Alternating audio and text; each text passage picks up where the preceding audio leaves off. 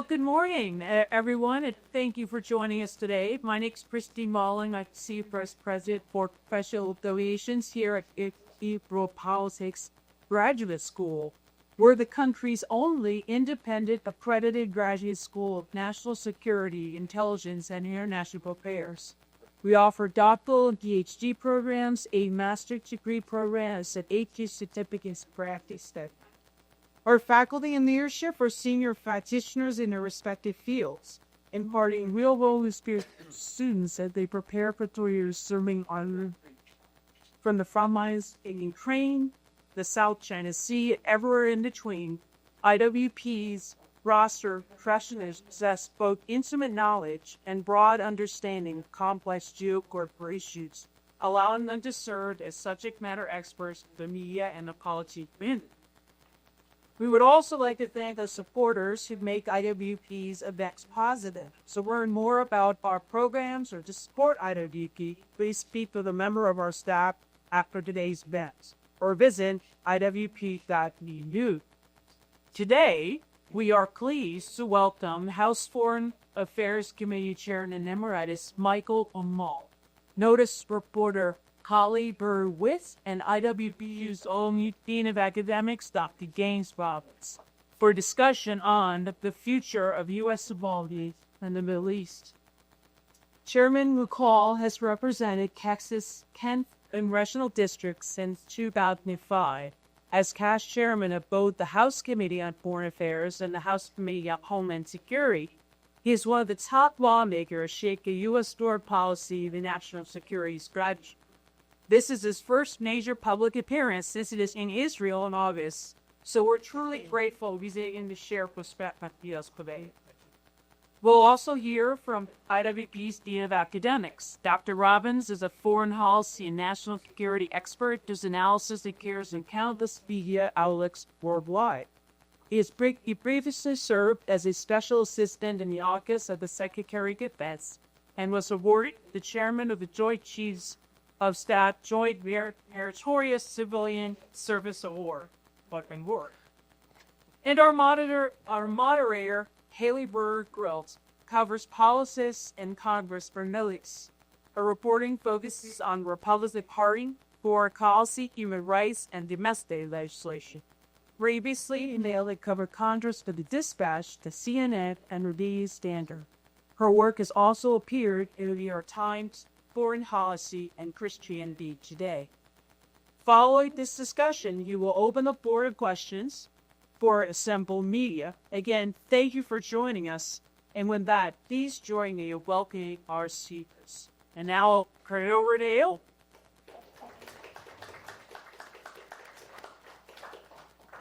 Thank you both for being here today. I will try to stay coherent with these questions, but I have 2 young toddlers, so if anything is incoherent, like us, the deprivation. I understand. Chairman McCaul, you recently visited Israel. Was there anything that stood out to you on that trip or surprised you?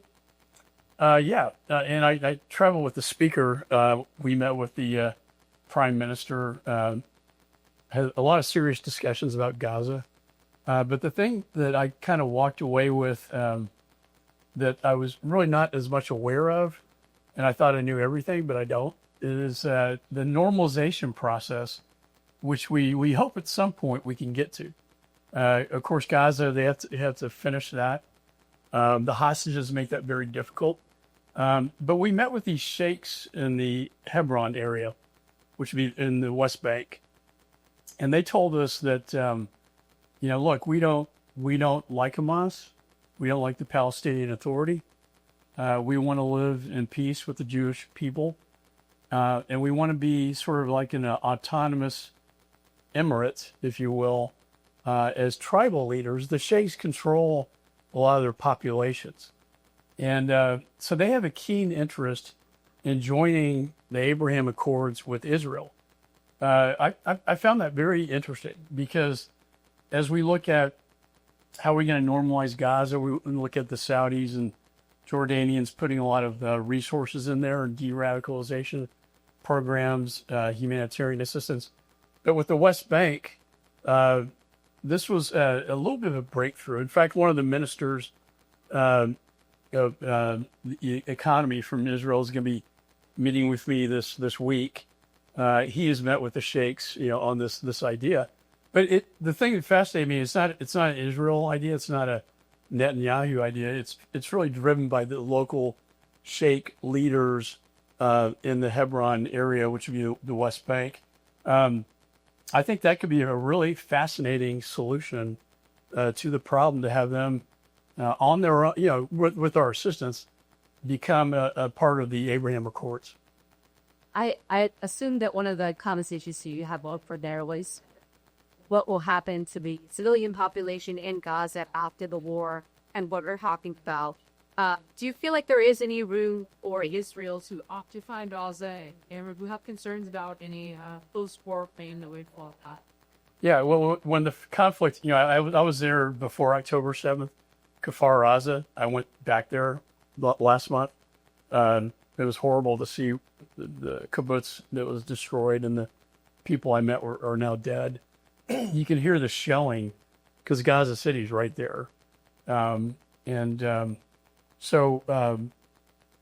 when I was one of the first delegations to meet with Netanyahu after October 7th, he showed me the Hamas videos, and he said, "I want you to show this to your Congress so they know what they did to my people and they never forget." And I told him I think they've forgotten to some extent. But the other thing that he said, though, at that time was two people will never occupy Gaza: Hamas and Israel. And Defense Minister Gallant said the same thing. So I don't know if this sort of revisiting occupying Gaza, I'm not sure that has a good optic to it, personally. I think I, as did others, tell them you're winning the war, but you're kind of losing the public relations battle right now. And the sooner you get this thing done, and again, the hostages, I think, is the real problem. In fact, today there's news, that 6 people were killed in a bus in Jerusalem by Hamas, and then Israel responded by hitting Hamas in Doha, Qatar, which is a fairly extraordinary, event.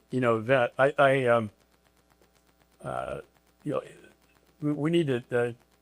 The final point that disturbed me a little bit as well, in talking to some of their leadership, was this idea of displacement of the Palestinians to Uganda or other African nations.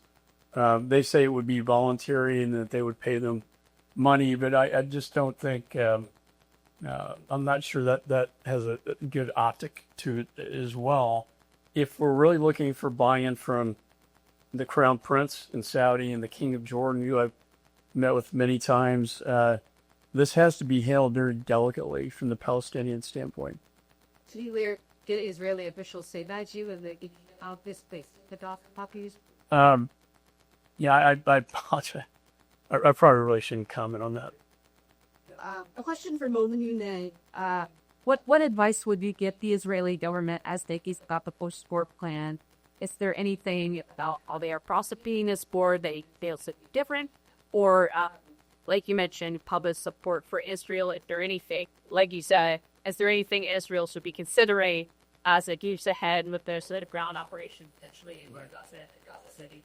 Well, I talked to the head, the IDF general in charge of, it's called COGAD, it's the humanitarian arm, and also the top IDF general. And I think the speed going in to free the hostages. I mean, Netanyahu, I told him, you did the raid on Entebbe, for instance, and he kind of choked up. But you have to understand the mentality in Israel. They're very angry about what happened. And they were attacked, and they have a bit of vengeance, going on right now. Overall, when you look at the region, I see the forces of evil, if you will, weakened in the sense that Hezbollah has been knocked on its heels. Hamas is certainly greatly diminished. And Iran, their nuclear capabilities have been shut down for a year or two, or at least set back. So if you look at the region as a whole, and of course I met with the ambassador, the special envoy to Syria yesterday. That's a whole other nightmare. In fact, that's probably the worst. Now, I'll let you maybe comment on that one, but it's very tribal, as we talked about. We tend to think that colonialism and mandates or Jeffersonian democracies in that area, region of the world, or what they need to strive for. But I think that's a bit naive and not realistic. They, like the Sheikhs in Hebron, they operate on a very tribal level, and I think that has to be taken into account by the State Department. Well, with respect to the conduct of the war, I think what's really important is for Israel to end it, to get to a conclusion of this war. Everything that we've seen with the humanitarian suffering and the deaths that have been happening are because the war is ongoing. The best solution to that is to end the war. Israel has, in the first part of the war, their tempo was a little bit slower for various reasons. Part of it was the hostages. Number one, they want to preserve the lives of hostages. They knew if they were more aggressive, Hamas would just kill them. Also, they didn't have as good an ally in Washington. I think the Biden administration was trying to put the brakes on some of their operations, and we saw it explicitly and through denying them munitions and things of that nature. So that kind of slowed things down. But this only helps the terrorists, because the longer the war goes, the more their propaganda gets out there, the more they can shape international opinion. And now we've seen this. I mean, we have France and Britain and Canada talking about recognizing a Palestinian state that doesn't exist. We have Greta Thunberg and her latest flotilla coming in, and just all of these things, the incessant drumbeat of genocide that's been going on. It's all because the war continues. If the war ends, then this can be fixed. And now they're more at it. They are, talking about occupying the rest of Gaza City. And this is critical because you have the 18 people who are still alive. But on the other hand, on Monday, you had 10 people killed, 6 in Jerusalem, 4 inside Gaza, ambush soldiers. Okay, so 10 people killed in the pursuit of trying to save the lives of these 18 people. That's kind of the math of this whole thing. And then when you add up all the people who have died or been injured or otherwise affected by this war on both sides, we're talking in thousands of people. So they just have to end it. And if they can end it through the intensified use of military power, that's great. It doesn't appear that they can end it only through negotiation, because the negotiations only help Hamas. It allows them to draw things out. We've seen this even with the latest proposal from the White House to say, release all of the hostages on day one. The Israelis will go to a ceasefire, and the President Trump would personally oversee the war termination. Putting his own, respectability on the line in terms of making that peace. But Hamas says, no, well, we need to talk about it. We need more guarantees. We need to negotiate it. We don't really like your proposal and so forth. And they will do that every time. They say, of course, we'll release all the hostages, but let's talk about it for a few weeks, because they want it to continue. So Israel is now in a state where they're just saying, and, today, telling everybody in Gaza City to evacuate. That's what they have to do. They have to solve this militarily, and that's the only way that it's going to happen. And unfortunately, that may mean that they don't rescue the remaining 18 people or however many people, we don't really know. Hamas may just kill them. We don't know. But the longer it continues, the more death, the more destruction, the more humanitarian crisis there will be. And diplomacy is not going to work. They just have to end it. Just on that note about diplomacy, President South be straight to opposite. He's had officials over there trying to engage in these negotiations, which have not worked. Is that they've been joining any shortcomings in American diplomacy? Is there anything that the United States should be trying differently and get kind of to reach some tendencies by right and positive? Well, I applaud them for trying to do this. I signed off on all the weapon sales, and to Dr. Robbins' point, the Biden administration would slow those down, and they would kind of like they did with Ukraine as well. And then they would not allow the 2,000-pound bombs to go in that could, defeat them in the tunnel systems. And so the question again. About diplomacy. I have kids too. I agree with Dr. Robbins that, as long as they have hostages, they have power. And as long as they have hostages, the war continues. And it's the hostages. If this is just a pure military exercise, it would have been over a year ago. It's the hostages that keep perpetuating this conflict. And I agree with your assessment that that's the only power they have left. So why in the world would they give them up? I don't think there's any future in that, in the negotiations for all the hostages being released. So what they're trying to do militarily, and they describe it, they know where the hostages are, by the way. It's just a question of getting Hamas out of the tunnels to destroy them before they can go back in to destroy the hostages. It's very, very dicey. They were very successful with Sinwar. The Sinwar operation was masterful. And I would say that was kind of like a bin Laden moment for them. It could have been a victory moment, but again, the hostages is what's delaying it. Robbins, you're trust of the United States as whole in negotiations that they. I think the U.S. has done everything that it can do, and you know, in the first phase, like last spring, when there was a ceasefire and when a number of the people were released, that was good. The Trump administration did a good job with that. However, as the congressman noted, the fewer hostages they are, the more valuable they are. It is, and this tendency of Hamas to say, well, okay, we'll negotiate a ceasefire. Well, we'll release a couple people and then a couple more and a couple more. They know that ceasefire will break down at some point, but they just want to retain their power. So that's not going to work. I think this is why in our latest proposal, we've gone to the just let everybody out and let's get this over with. But Hamas doesn't want it to get over with because strategically they're winning. We can see this in the international community. We can see this in at the state level, at the non-state level, at the media level, everywhere. Israel's reputation has declined. The humanitarian crisis is ongoing. And again, Palestinian suffering only benefits Hamas. They want to keep that suffering going. They attack aid workers. They prevent people from moving out of battle zones. At that level of this war, everything is working for them at the information level. So diplomacy is part of that.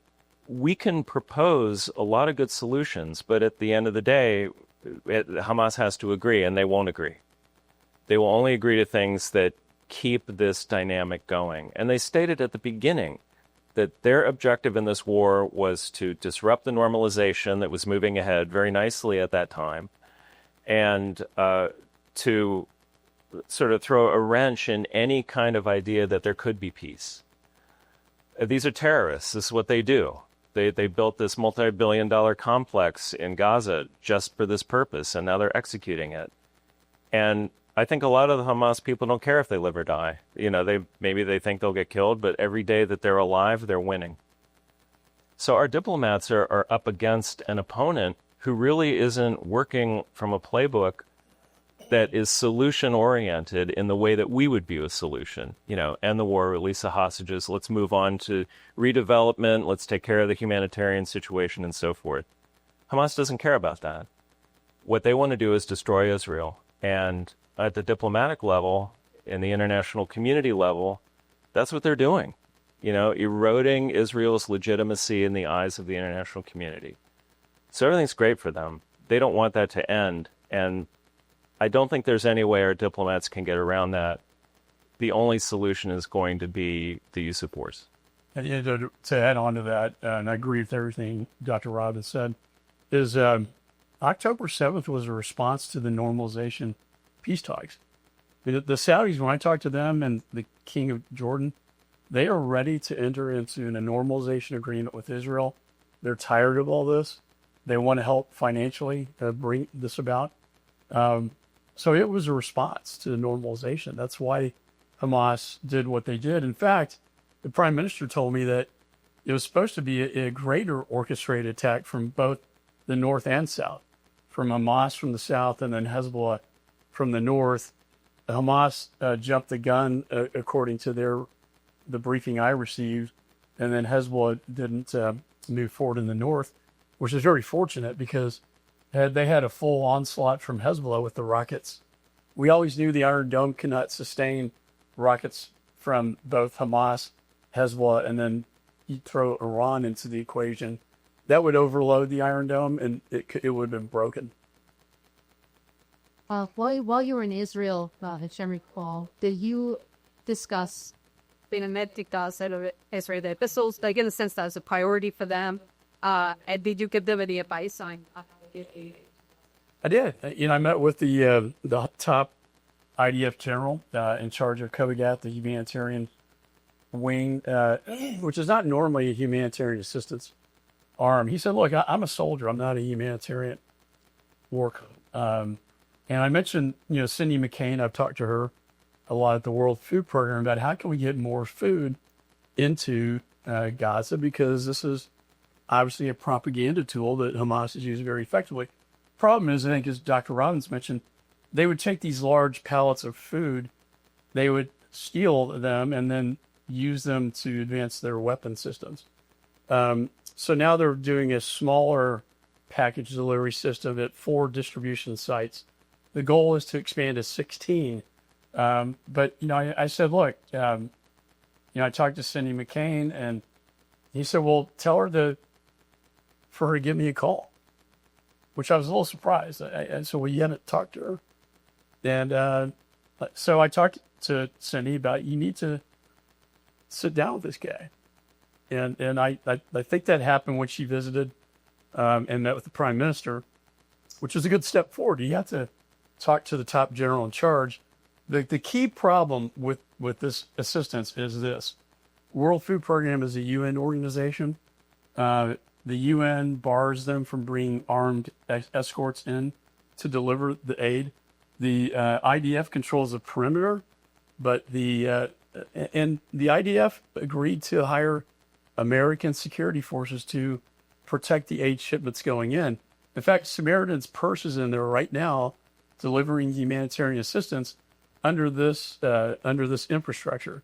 And I think that's the box that, as I talked to the IDF, and I talked to Cindy McCain, is getting around this requirement of we can't have armed security guards with us going in. I don't know how you can go into a war zone like this without having some security protection, to be honest with you. Thank you for sharing your experience in Israel. I have a bigger picture question for both of you. We are 8 months in, although over 8 months into the second Trump administration. I assume you have friends in other countries, both of you. Classically, even officials been asked that, in other countries, you might texting pairs with, that you chat with occasionally. How do America's allies around the world view this second Trump administration's foreign policy? What do you See, this is one of those trick questions that gets me in trouble, so I'm going to let Dr. Robbins. Well, I don't know. Based on the people I talk to, you get mixed views about it. I think that some people are just trying to understand what he's doing. You have other people who just don't want to understand what he's doing. And then I've talked to other people from Eastern Europe who love what he's doing, who think that Trump is great, and they want to see more of that kind of principled realism that he's bringing to the debate, whether it's about Ukraine or whether it's about Iran or the war in Gaza or dealing with China. I think that what people don't get about Trump, well, something I've always said about him, about the president, there are those who take him literally but not seriously, and those who take him seriously but not literally. So he says a lot of things. If you try to take every single thing that he says literally, you will probably fail, because a lot of times he's joking in kind of this New Yorker way that he does. But if you take him seriously and try to see the objectives and the vision that he has, then I think you're on firmer ground in understanding the different things that he does. Because he does have a vision and he does have a way of approaching things. And it doesn't always work, but at least he's doing things. Previously, when you look at our diplomacy, there was a whole lot of process and not a lot of result. But everybody was happy because everything was kept stable. Well, he's a disruptor. That's his whole way of doing things. He comes in and disrupts things. And people have to keep their eye on the prize, like what's he trying to do, and not worry so much about the process. It may be kind of, jiggly getting there. But that's what he's trying to do with the tariffs, for example. Is this part of some economic theory that he has? No, it's a negotiating tool. He wants to get a better economic relationship with the country, he threatens a tariff. Or they want to play ball, great, then no tariff. And people say, aha, he backed off, he doesn't do what he threatens. No, it's because that's part of the deal making. It's a negotiation. So that's how it works. Look at NATO burden sharing. And he might say, we're going to pull out of NATO. Well, no one believed that. I never believed that. He wouldn't do that. But it scared a lot of people, and principally, it scared the Europeans. And now when you look at burden sharing and their expenses on defense, it's getting up where he wanted it. So now he's going to say, oh, pay even more. Okay, fine, that's his way.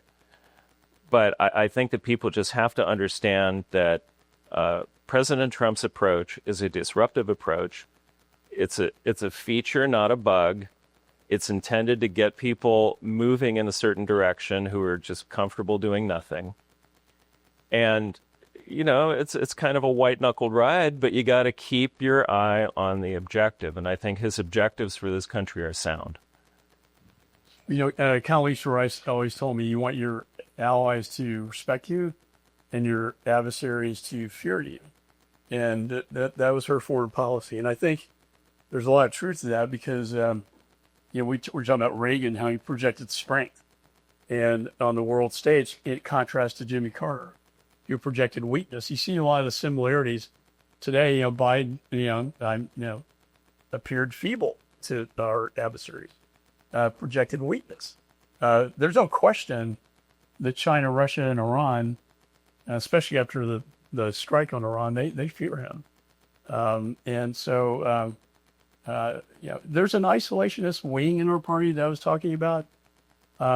I was very pleased to see him override that on the Iran strike, but also on Ukraine. I think he's very transactional. I think he wants to make deals. He doesn't want war. He thinks he can negotiate a peace. And if somebody stands in his way, he gets upset.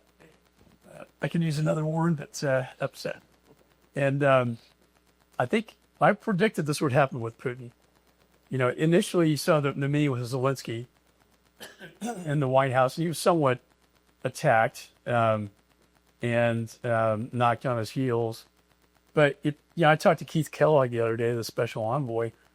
Zelensky's done almost everything we've asked him to do. Putin has done nothing. This is starting to irritate the president now. And I predicted this would happen such that now we're talking about secondary sanctions of the Congress. And I personally think that you prevent a war through deterrence. This conflict will have to be negotiated. It's not going to be there are a lot of parallels to 1939, but you won't have a march to Berlin like we saw in my dad's war and Dr. Allen's war. There won't be a march to Moscow. So it's going to have to be negotiated. But you don't negotiate out of weakness. You need leverage at the table, which is why I think the secondary sanctions are so important. And continuing the shipment of weapons.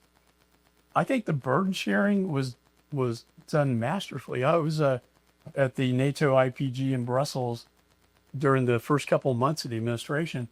They kind of got it. Like, hey man, the U.S. is they're not going to bail us out on this. This is in our backyard. We need to step up to the plate on the burden sharing. And, they have. It's not like we're still not leading NATO. We are. Just they're having to carry more of the burden cost because the American people are getting tired of financing these wars. But, at the end of the day, some of these are going to be really difficult to negotiate. I think the Putin aspect is going to hit a collision course. And the thing that concerned me the most was the unholy alliance when she met with Putin right before Ukraine, which I think was a result of Afghanistan imploding. I think she saw weakness. Putin saw weakness. They made this alliance. They went in. It concerns me that, how that could be negotiated, the Ukraine conflict without escalating. When Modi got on the scene, that was a bit of a bombshell. I met with him a year ago. We told him to stop buying Russian weapons, that we were not going to sell them. I wouldn't sign off on any weapons to India if he continued to do that. He said he was only buying legacy equipment, maintenance parts. But now you're seeing his dependency on Russian oil that is forcing him, in some respects, along with the tariffs, to become a partner with this unholy alliance. That one made me very nervous. So finally, to answer your question, I mean, the tariffs, I get what he's trying to do in terms of parity in trade.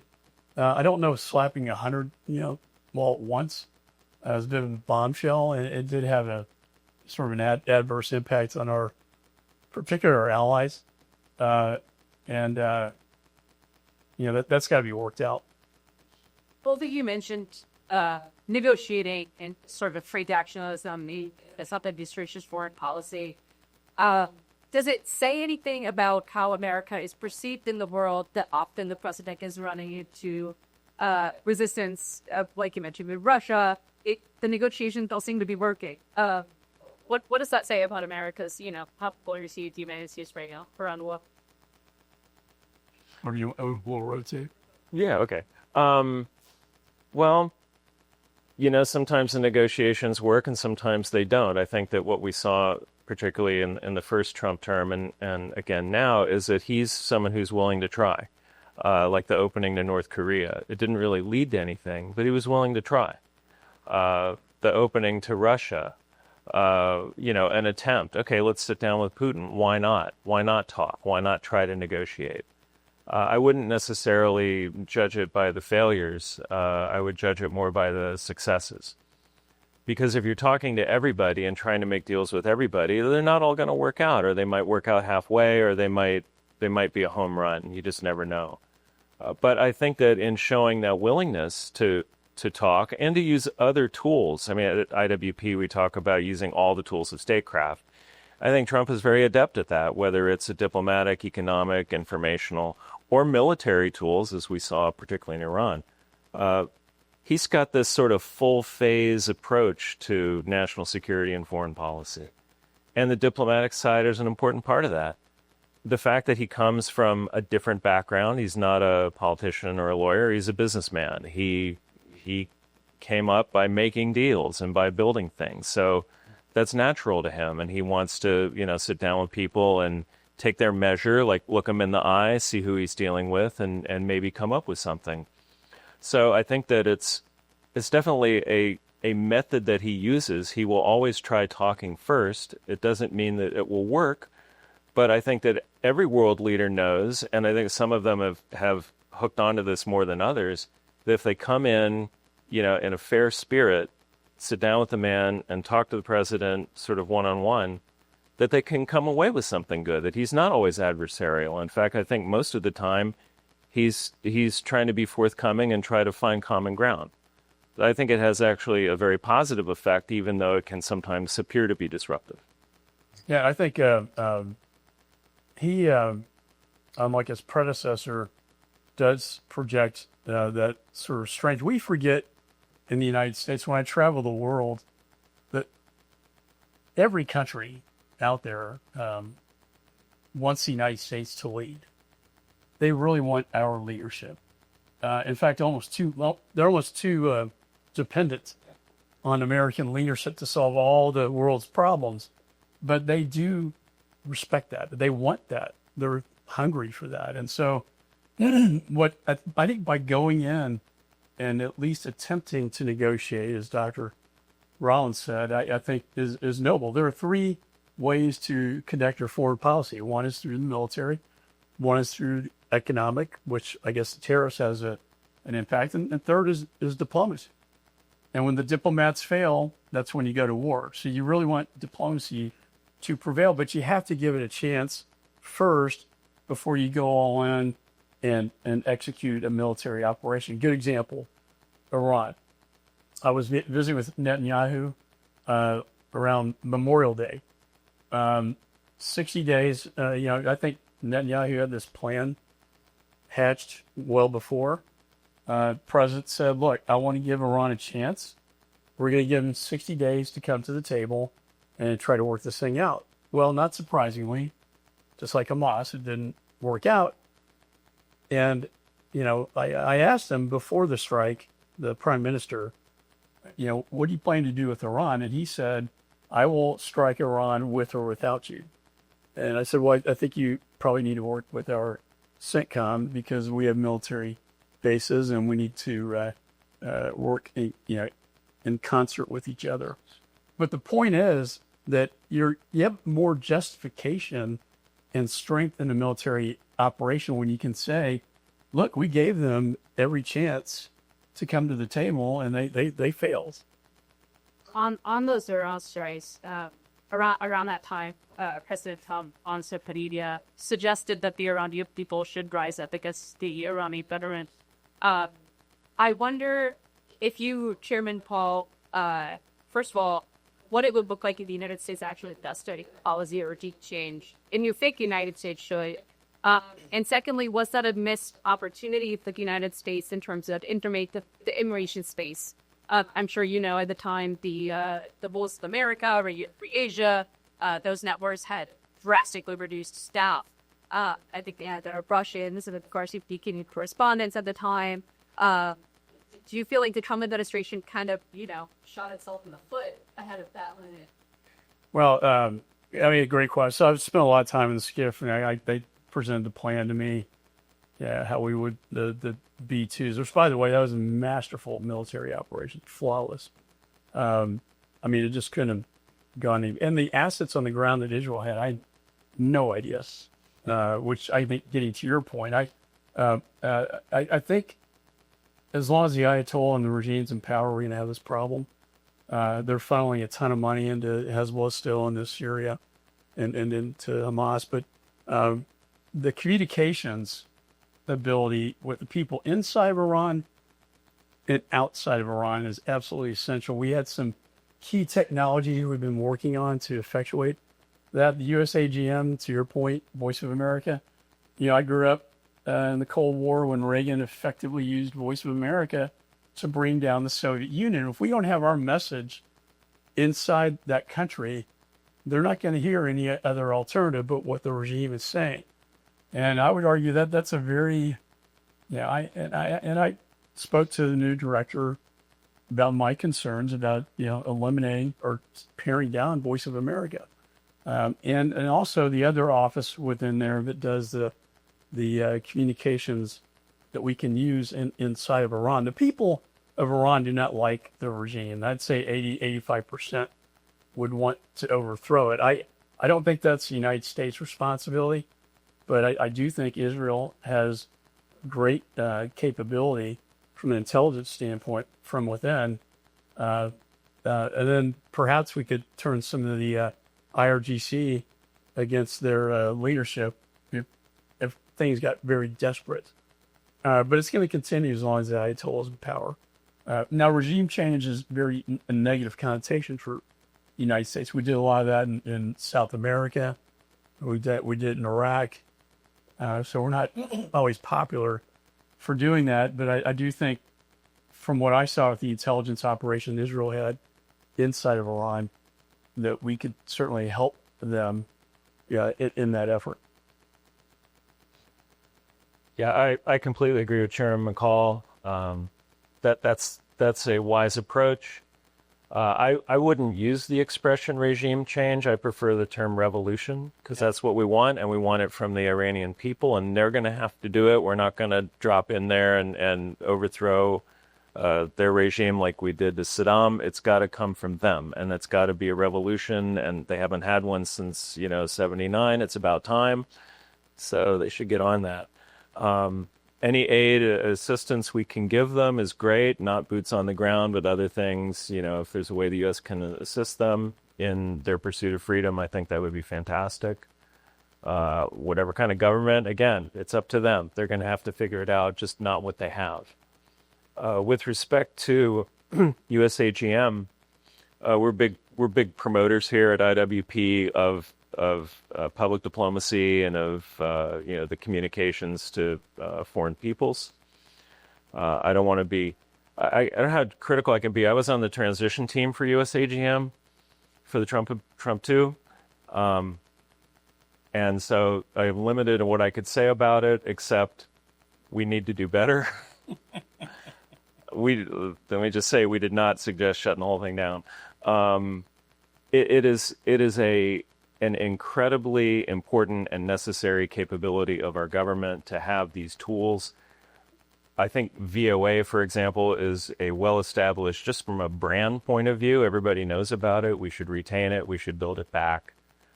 There were people over there who needed to get fired. I understand that. I don't know if it was everybody, but there were some people there who needed to go. But we need it. We need the capability in every foreign language and reaching out to peoples around the world. It's an incredibly important tool. I know our founder, Dr. Winchowski, was very involved in this in the Reagan administration, and how that helped bring down the Soviet Union. It can help with other things that we do in the world, whether it's against hostile regimes where we're giving people in these authoritarian systems the information that they can't get because they're behind an iron curtain or a cyber curtain or whatever it is, or if it's just promoting good views of America, positive view of our great country, which people around the world need to know, which, again, I don't think the VOA was doing that as well. It tended to be a negative view of our country. We need a positive view because our country is great. So to the extent we can rebuild those capabilities and bring them back, I think that would be fantastic. And if it can help in the Iran case to bring about, or help inform people who want, domestically, who want to bring about that revolution and change in government, I think that'd be very positive. And I think the word, vernacular is really important in diplomacy. Revolution or uprising. It's the people overthrowing, not some foreign entity like the United States. And I think we can assist in certain ways. But and then finally, USAGM, it did need repairs. And when I was chairman, I pointed out some of the failures. And I think, but you don't throw out the baby with the bathwater. If we can reform it and make it better, we could really use it to our advantage. Was the administration receptive to your view on that? Yeah, with Terry Lake, I mentioned to her my concerns about abolishing an agency that I think had great potential and value.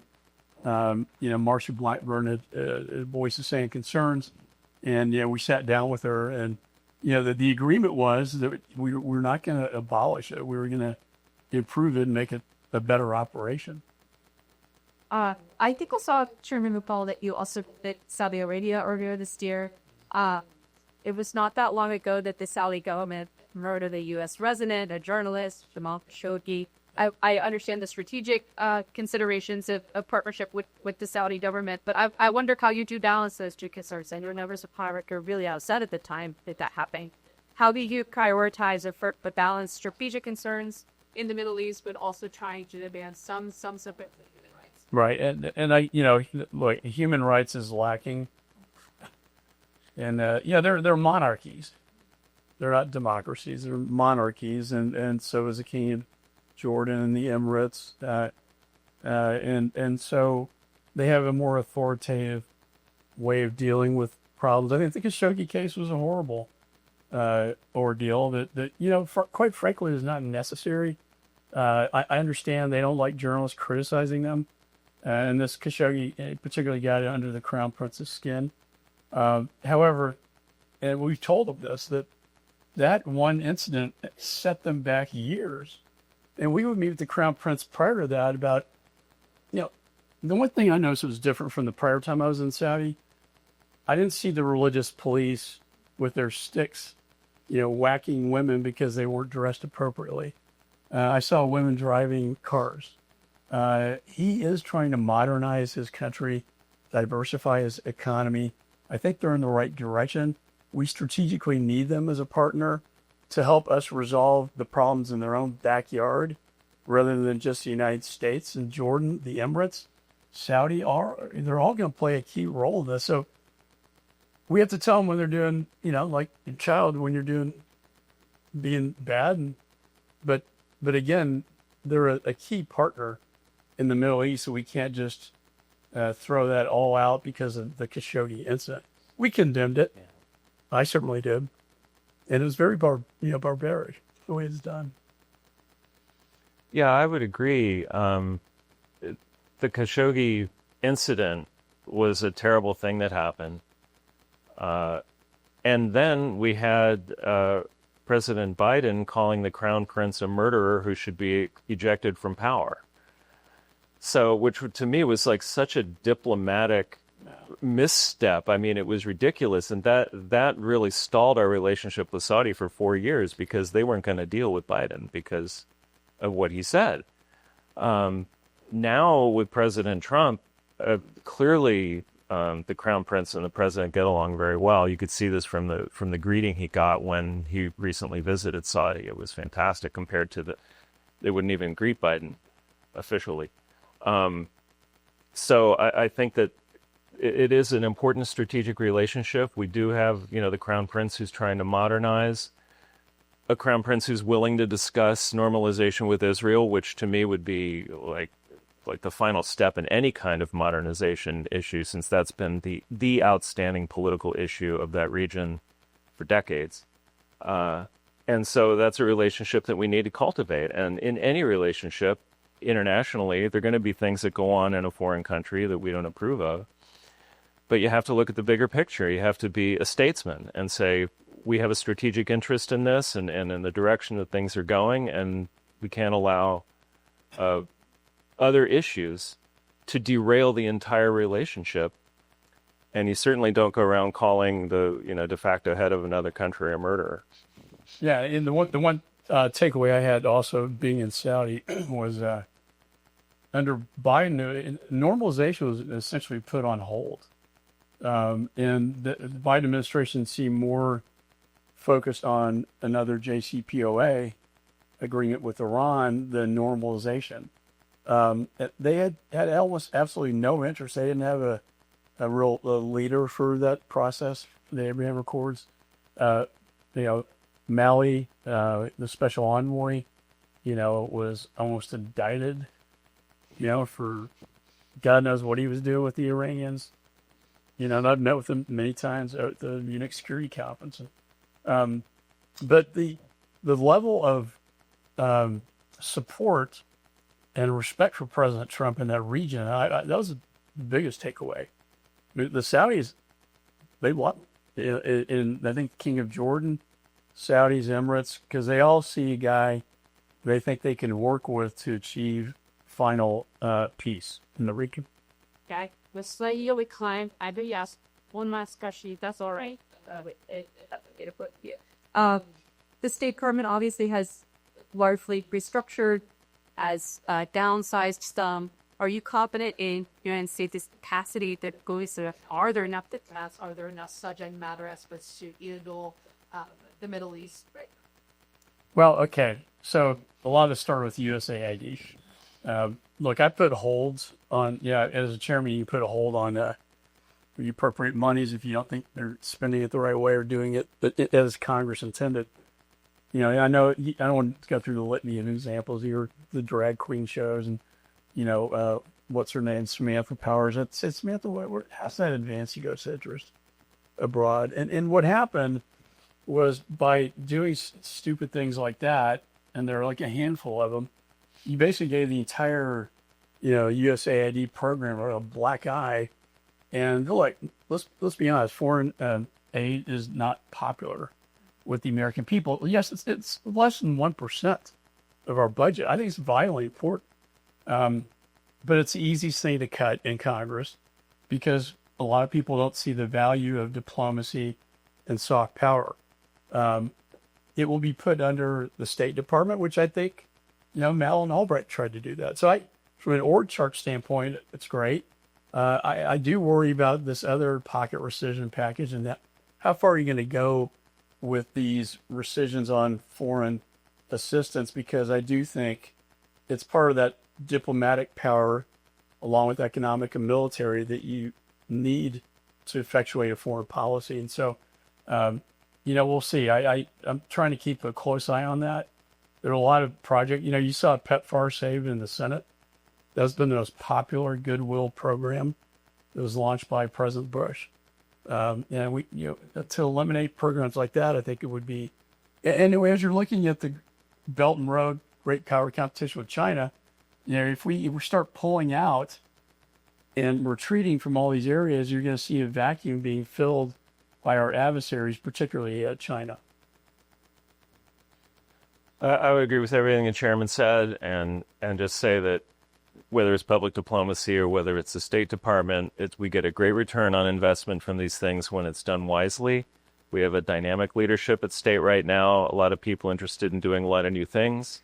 If that can get additional funding, again, it's very little funding for huge returns. So the more that we can encourage that, I think the better. Obviously, USAID had problems dating way back in terms of the waste and where the money actually went. Most of it being spent in Northern Virginia, this kind of thing. So it was good to shake that up. But we can't ignore it. I mean, diplomacy is not going to go away. It's a critical part of our foreign policy toolkit. And we need more good people in it, and I think that the president and his team and Secretary of State Rubio are really moving in that direction. So hopefully they'll get the resources that they need.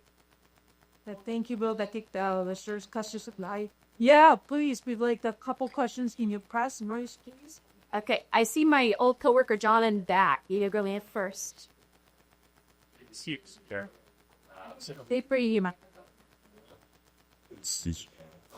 Chairman, you both mentioned those are RS or good adapters for weight residential aggressions.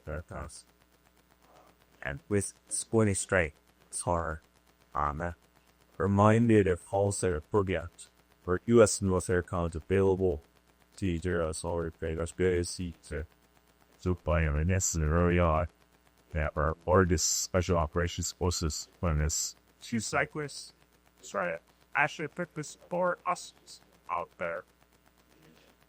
So I want to ask, is these citizens to put at the how we see this right way? Fully acknowledging 7th skills necessary spots by that. How does the United States it themselves but it'll be a fear when I can see it in a country your audio on the so that's just it sees real sees you going up right to the edge of those lines.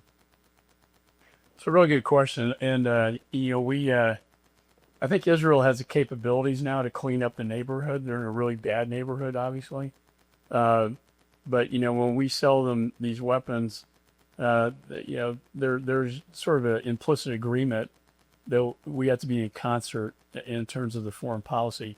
Nixon criticized Israel at times, and I think every now and then, I think the President Trump is, quite frankly, getting a little impatient with Prime Minister Netanyahu and the pace of this war, and wants to see it over. And when you give weapons away, like I was in Afghanistan, a Black Hawk helicopter, and these Stinger missiles came in, the flares went off. I'm like, what was that? Stinger, sir. And I said, like the ones we gave them? Yes, sir. So you always have to worry about the blowback. I do think our partnership with Israel is close enough, but we have to make sure that our policy is prevailing in Israel, not Israel's policy against the United States. I don't know all the details about the attack on Doha, other than that Israel claims it was Hamas, and Hamas claims Israel claims it was terrorists, and Hamas claims they were negotiators in Doha. But that was a pretty bold strike out of country. I think the Israelis have shown that they'll do what they need to do if they feel they need to do it. If it's unconventional, if it's out of area, they'll do it. Going back to Eichmann, throughout their history, they don't do it all the time, but if they feel they need to, then they're going to do it. At a certain point, the line between who's a Hamas military commander and who's a Hamas negotiator or a politico, well, to the Israelis, they're terrorists. And they're terrorists who pledge the destruction of their country. I don't know if the United States would look at an ISIS or Al Qaeda guy and say, well, he's a negotiator at Al Qaeda. He's not a military Al Qaeda.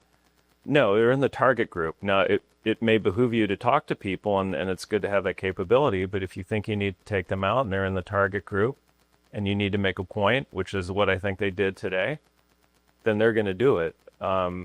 And again, the United States can be critical, and sometimes are. Even Ronald Reagan, criticized some things that were going on in Beirut during that invasion. I don't know if the U.S. has anything to criticize here, but I am fairly certain that in many cases, the U.S. is at least notified or coordinated, or that there's some cooperation going on. I'm not talking about this specifically, but I know that there's a lot of intelligence cooperation that goes on with the Israelis, and frankly, it benefits the United States when Israel does some of these things. Even if we're critical of them, in the long run, it's probably beneficial for the region. I think the key, when this is really going to play in, is if we do get to normalization talks, that, you're going to have the Israeli version, and you're going to have the Saudis and the Emirates version, and the King of Jordan's version.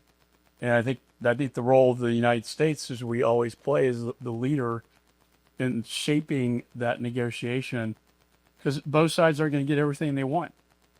Getting to the one state, two state thing, that's going to be a bone of contention. I can tell you right now.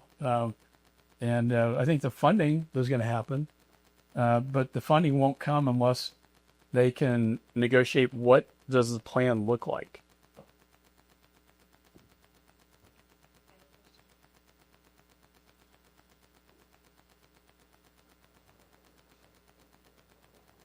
The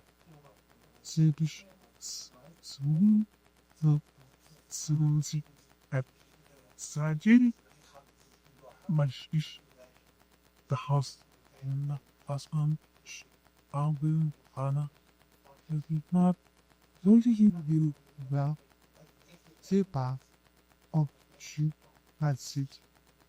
Video like that song, Yeah, Israel is always seen as a proxy in the United States, I think. I assume they think that Israel had our permission, to do this. But I will tell you, Qatar has been very sympathetic to Hamas. I know the Prime Minister is not a big fan of Qatar. Yeah, you just know that. But he thinks that they harbor Hamas, that they're a little too friendly, a little too close, and also a little too close with Iran. So there's already a great deal of tension between Israel and Qatar. But that's going to have to be part of normalization as well, so that all countries in the region can come up with a plan that works. And so I don't know all the details about the strike, though, today. Yeah, it's unclear. I don't know if the last report I said didn't even know if they got the guy that they were after. I don't know if it's been confirmed yet. But it was a strike on Hamas. It wasn't a strike on Qatar. The guy just happened to be in Qatar. So, I mean, that's an important distinction to make, and it's very important for the United States to make that distinction, too, because the United States has a good relationship with Qatar, and we want to maintain that.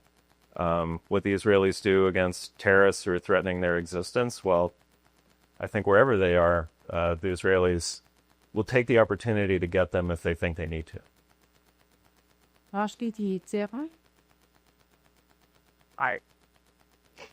I have my breast washing set.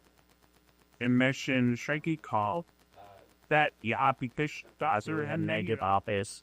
And you mentioned what we've heard from West Bank years about possible motivation. But we've heard from Israeli officials about possible annexation for West Bank. So what did you hear from the Israeli officials about what their advice after this? Well, there's a division, and I want to be careful. It's a little bit sensitive. Just like with our administration, there's a division, within, on this issue.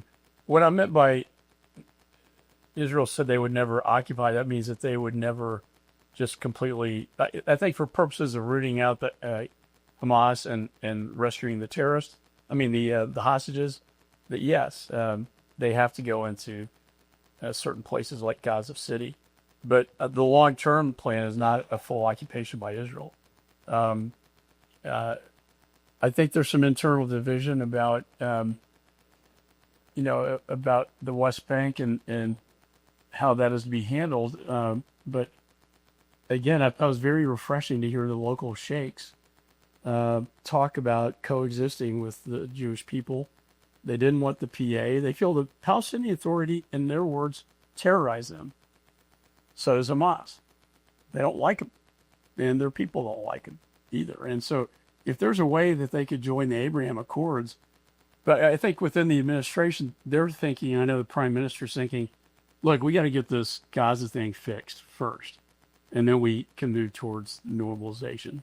But my great takeaway from coming out of West Bank or Judea, Samaria, whatever you want to call it, was, that there was great hope coming, not from a mandate from Netanyahu, but rather a grassroots-driven peace plan coming from the sheikhs in Hebron, the Palestinians. In fact, we thought about what we could call it. We thought like a Palestinian Emirates. In the Arab world, there are failed Arab states and very successful. I mean, there's Syria, totally failure. There's Iraq and there's Yemen, and go down the list. And then you got UAE and you got Saudi, and you got Kuwait. They want to be like the successful ones. They want to be like an Emirates. They're tired of being, a failed Arab state, and so there's real opportunity, I think. Absolutely. I mean, Gaza is a 20-year experiment in land for peace that was an utter failure as the international community turned a blind eye to the erection of this terrorist complex that was firing missiles and mortars and building these underground tunnels and just engaging in all this really terrible behavior, partly funded by Iran. It's just, horrible. It has to be just a clean slate. Obviously, Israel will not re-annex it. I really like the president's plan. Make it the Riviera. I mean, you've got all that beachfront property. I wrote an article saying we should move the United Nations there. Move it out of New York. Yeah. Move it to Gaza. You want to have no terrorists there? Move the UN there. They're not going to attack the UN. But just the idea, when you look at the UAE or look at what Saudi is doing in building this new city that they're building, or look at Tel Aviv, which was sand dunes 100 years ago, and now is like New York City. The opportunities in Gaza for economic development and for making it into this Riviera that the president talks about are astounding. To have international investment and just erect this beautiful, new, gleaming, wonderful place to live, place to do business, what have you. But you can't do that with terrorists. You can't do that with outside actors coming in and causing problems, the terror tunnels and all that other stuff. Or with the idea that it's, you have to settle all of the other issues first, the Palestinian state and all this other stuff, that all that political stuff has to be settled before you can begin this project. And the beauty of the Abraham Accords framework is that it says, let's work on the economic side first. Let's work on the development side first. We can settle this political thing later because, the political thing will never actually be settled. So just ignore that for now and move on to the other thing. And I think of the international coalition to be put together, and I think in the president's mind, he's already moved on to this. He's thinking the war's over. Let Israel clean that up and then move on to this development thing with an international group of investors. Again, not like aid donation from the UN, but investment where people have skin in the game, and build Gaza into something that the international community could be proud of. I think it's a fantastic idea. And, I'm just hoping that this war can get ended ASAP so they can move on to that. I think the perspective from Israel's standpoint on Gaza that doesn't get out in the press enough is that, look, we tried to create this Palestinian state, and it failed. And it blew back on them. So, for instance, Kfar Azaz and the kibbutz. These are very peaceful. They call them hippies, right? They're like peace-loving people. They had Palestinians working in their homes. They would actually provide medical services to them, and the idea was they could coexist with Gaza, with the Palestinian state, and then the very people who gave intelligence and killed the residents in that kibbutz were the Palestinians that were working in the kibbutz. And it was the ultimate act of betrayal to people who really trusted them and really wanted to help them. And I know because I talked to them, they really believed that they could coexist peacefully with them. So that was the ultimate insult, was October 7th. And it stings very strongly today in Israel. And they don't want to repeat that mistake. They're like, look, we'll create a home for the Palestinians, but not like Gaza, because that was an abject failure. We have time for one more question. Sir, I am a polytechnia. I'm from Midland. My name is Layla. So after this really bloody conflicts between Israel and Palestine. Why we are not focusing right now to do one democratic state for All of the religions and people there. I think to my point earlier, that sounds great. We like the idea of a federal government, a Jeffersonian democracy. They're tribal. They're monarchies. They're tribal. There's so many religious sects. Even we haven't even talked about Syria yet, but I mean, the number of religious sects there between the all different ones I visit with. I don't know how you could homogenize that under one umbrella. It sounds like a beautiful plan. I don't think it's workable. And I think that's been the failure we've made in the past, is imposing this colonial plan and our system of democracy on a region where it doesn't really work as effectively. But these guys see here, they inside. Yeah. It's what their needs, they want, and the whole time. Well, that's what Israel will tell you, is we can work with them inside of Israel. The annexation question that the Times mentioned is very important, because my advice was, look, you don't want the optics to look like you're imposing your authority or it's a land grab and you're annexing territory, you're grabbing territory. This has to come from the people. And the most gratifying thing was that seems to be what the people want, and the tribes, and they want to live under the umbrella of Israeli security within the West Bank, but they want their own autonomy as well at the tribal level. They're not concerned about a federal government as much as they are maybe what would be like a state and local with us. All right. Well, I would like to thank Chairman McCaul, Dr. Robbins, and Haley Byrd Witt, our sponsors, and all of you could join us today.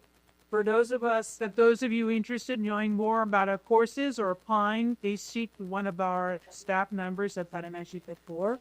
And lastly, we hope that you'll save the dates for our 45th Anniversary Gala this October 9th at the National Booker Gallery.